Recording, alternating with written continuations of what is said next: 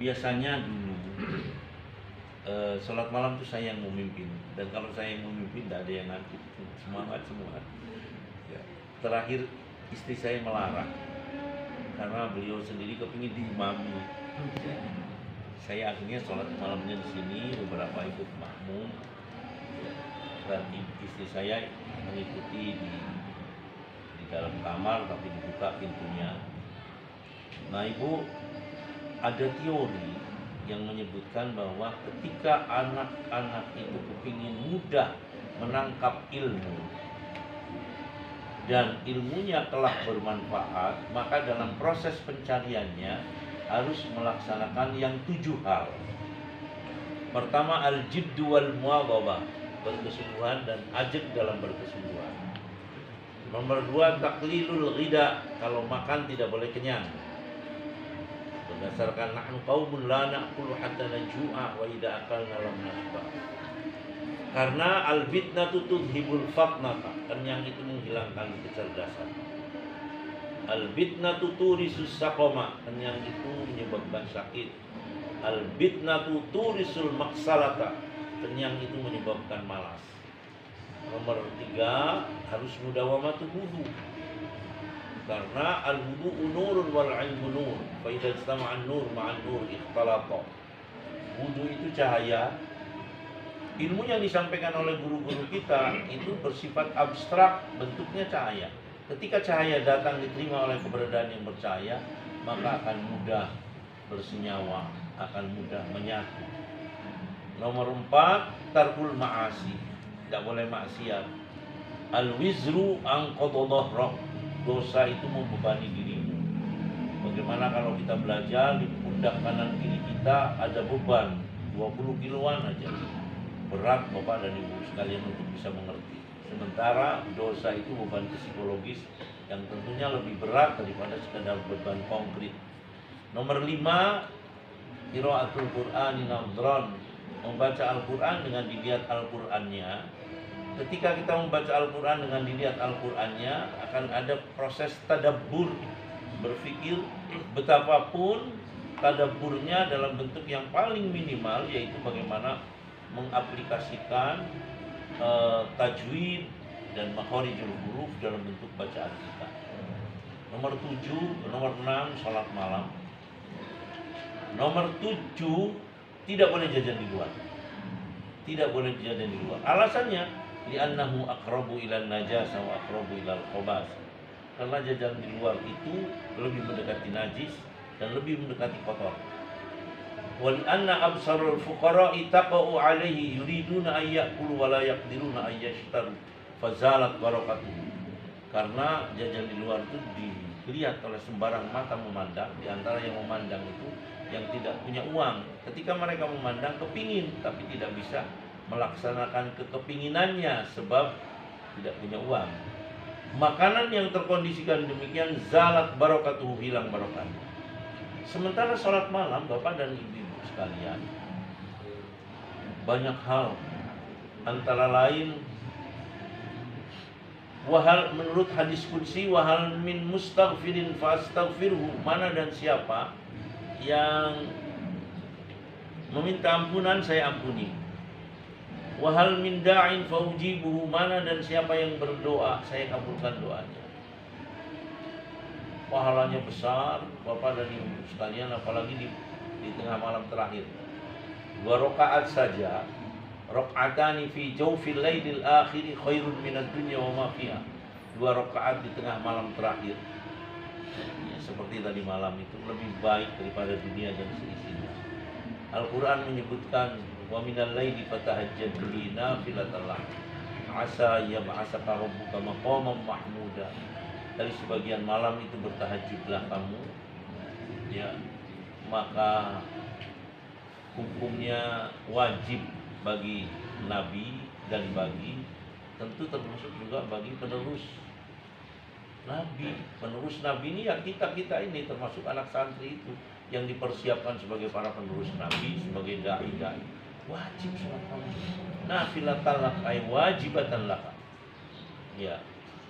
asa ia ba'asaka maqaman mahmuda, nanti Allah akan memberikan tempat yang terpuji kepada kita. Kemudian yang berikutnya, Bapak dan Ibu sekalian, sholat malam itu matradatun lidda'i minal jasadi, pengusiran penyakit dari tubuh. Bagaimana? Ya, ada matradatun lidda'i minal jasadi, Bapak dan Ibu sekalian, pernah, ini mohon maaf, dilakukan penelitian karena hadis ini sahih. Dilakukan penelitian bahwa pertama, orang yang tidur itu detak jantungnya berdetak cepat, ada yang mendengkur dan seterusnya ya. Nah, ketika ini lama prosesnya, maka akan bisa menyebabkan seseorang itu stroke. Orang stroke itu biasanya setelah bangun tidur, tidurnya terlambat, bangunnya terlambat. Jam 7 baru bangun, kedahuluan stroke. Tapi kalau kita jam 2:30 sudah bangun, maka Bapak dan Ibu sekalian, kemudian kita ambil air wudhu dan kemudian kita sholat, maka detak jantung kita akan berdetak dengan sangat teratur, dan ketika sangat teratur maka peredaran darah kita akan normal, dan ketika peredaran darah kita baik maka penyakit akan terusir. Berikutnya ada sebuah penemuan bahwa di malam hari itu subhanallah, kekuasaan Allah, tubuh kita meneteskan cairan untuk melumasi sekujur tubuh kita. Anehnya cairan itu berhenti ketika keluar menyingsing fajar shodiq. Itu Bapak dan Ibu sekalian. Jadi kita bayangkan begitu. Saya kalau sore hari sakit, saya menunggu kapan datangnya malam. Segera saya sholat malam.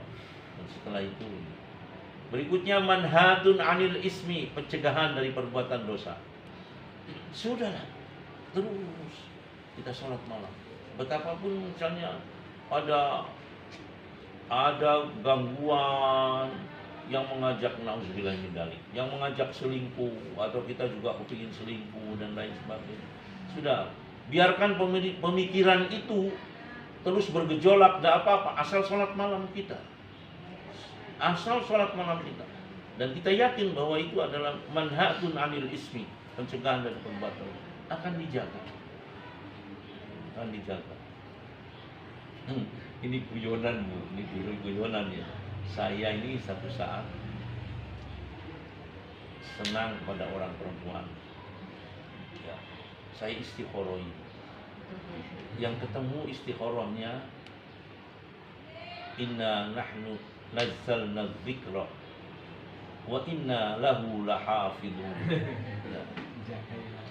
Sungguh saya turunkan Al-Quran, dan sungguh saya pula yang akan menjaga Al-Quran itu. Saya pikir Al-Quran itu dia, ya. Dia yang saya istikharah ini Al-Quran. Oh, indahnya ya. Tapi kenapa kok begini. Akhirnya ada orang menerjemahkan, awakmu sing Al-Quran. Awakmu, kamu dijaga. Itu Bapak dan Ibu sekalian. Jadi manhatun anil ismi itu ibu-ibu sekalian, makanya monggo ya, doanya dikabulkan. Anak-anak kan membawakan cita-cita untuk kemudian diungkapkan. Dan mohon maaf, awalnya anak-anak kita juga yang tidak punya cita-cita ya. Tapi salah kalau mereka tidak bercita-cita. Dulu kita ini selalu di pondok salaf, utamanya karena saya juga lulusan pesantren salaf. Itu tidak boleh orang punya cita-cita itu, karena nanti akan terjadi sebuah penyesalan besar ketika kemudian ternyata tidak berhasil dengan cita-citanya. Saya dulu kepingin, mohon maaf, jadi dokter. Bagaimana mau jadi dokter kelas 2 SMA keluar? Ya, tidak bisa. Saya dulu pernah kepingin keluar negeri. Bagaimana mau keluar negeri? Ya sudah diproses untuk bisa keluar negeri. Ya sudahlah, tidak apa-apa. Tidak jadi dokter, sekarang punya anak, dokternya banyak. Ya. Tidak keluar negeri, tapi anak yang keluar negeri banyak, dan saya sering keliling luar negeri. Ya Saya berkeyakinan Bapak dan Ibu sekalian, inna la yaqdillahu lil mu'minin qada'an illa ayyakuna